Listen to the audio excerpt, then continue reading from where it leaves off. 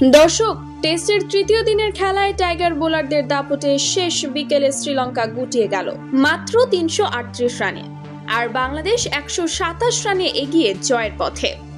দর্শক, বিস্তারিত জানুন পুরো প্রতিবেদনে।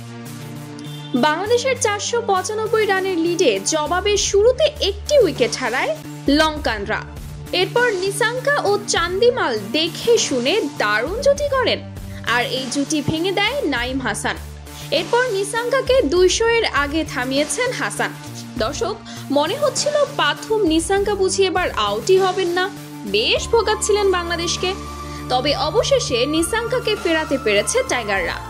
এই একটি উইকেট যেন বাংলাদেশ দলের দিনের চিত্রটা কিছুটা হলেও উজ্জ্বল করে দিতে পেরেছে।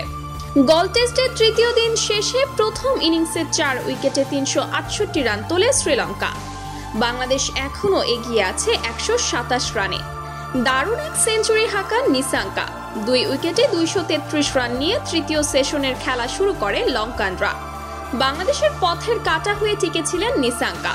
দারুণ সব শটে রান তুলেছেন, সেঞ্চুরি তো আগেই পেয়েছেন, ছুটেছিলেন ডাবল সেঞ্চুরির দিকে।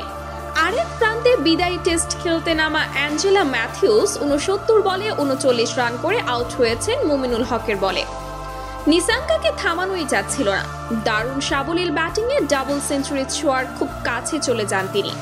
শেষ বিকেলে হাসান মাহমুদের দুর্দান্ত এক ডেলিভারিতে অবশেষে নিসাঙ্কাকে সাজঘরে পেরাতে সক্ষম হয় বাংলাদেশ।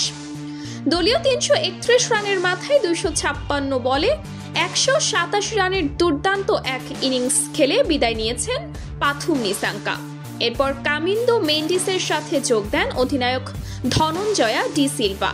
শেষ বিকেলে কামিন্দো এবং ধনঞ্জয়া চালিয়ে খেলেছেন, দ্রুত তুলেছেন রান। বাংলাদেশের লিডটাও কমিয়ে আনা গেছে তাতে। ৪ উইকেটে ৩৬৮ রান নিয়ে তৃতীয় দিনের খেলা শেষ করেছে শ্রীলঙ্কা। কামিন্দো অপরাজিত আছেন ৫৬ বলে ৩৭ রান করে। ২৬ বলে ১৭ রান করে টিকে আছেন ধনঞ্জয়া। বাংলাদেশ এখনো এগিয়ে আছে ১২৭ রানে। বাংলাদেশের হয়ে একটি করে উইকেট শিকার করেছেন তাইজুল ইসলাম, নাইম হাসান, মুমিনুল হক এবং হাসান মাহমুদ।